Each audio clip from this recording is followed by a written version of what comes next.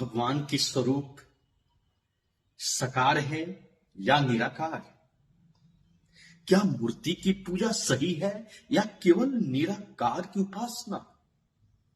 यह प्रश्न हजारों वर्षों से यह मानव के शरीर में,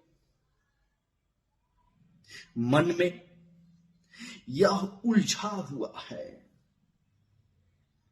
हजारों वर्षों से मानव को मन में यह उलझा रहा भी है। आज हम जानेंगे ब्रह्म और निराकार ब्रह्म को, ऐसे अंतर जो कि आप जानकर अपनी दृष्टि बदल जाएगी, आपको जानकर आपकी मन परिवर्तन कर लेगा। जी हां, मैं हूं, नमस्कार, मैं हूं योगीराज आर्यनगिरी, मानव गुरु। साकार और निराकार ये दोनों एक सिक्के की दो पहलू हैं, लेकिन शाश्वत और सत्य क्या है? क्या साकार ब्रह्म का रूप होता है, जबकि निराकार ब्रह्म का यह रूप से परे होता है?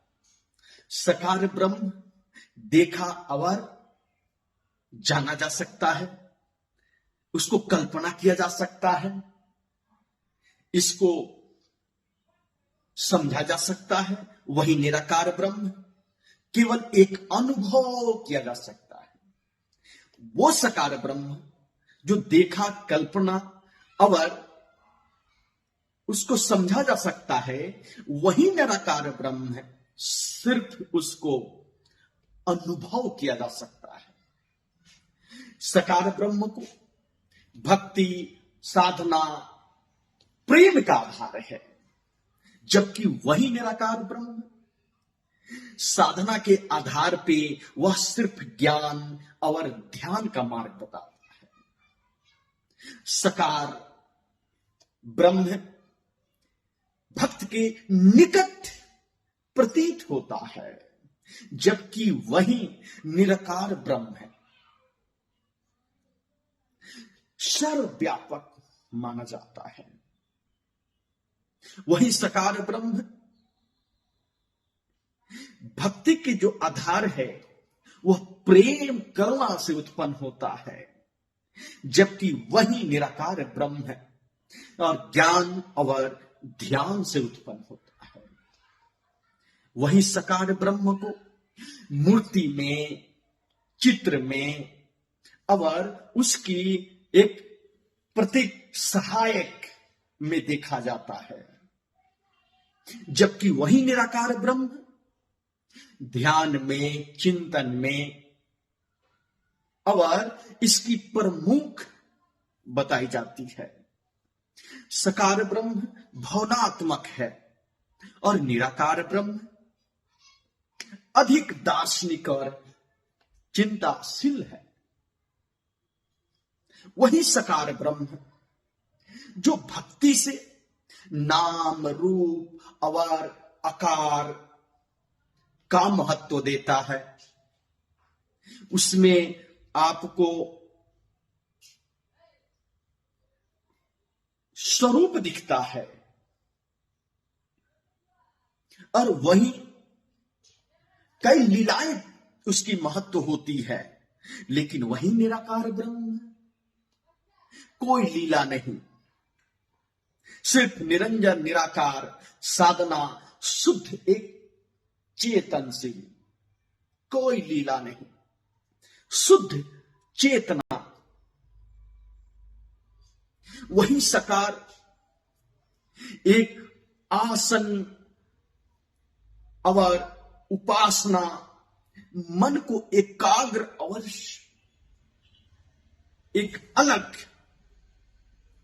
सरल है एकाग्रता में, जबकि वही निराकार ब्रह्म साधना के अपेक्षाकृत कठिन मानी जाती है।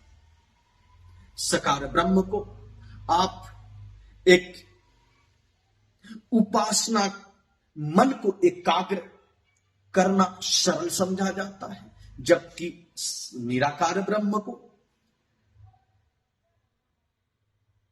आपको बहुत ही कठिन, उसकी साधना के अपेक्षाकृत कठिन माना जाता है,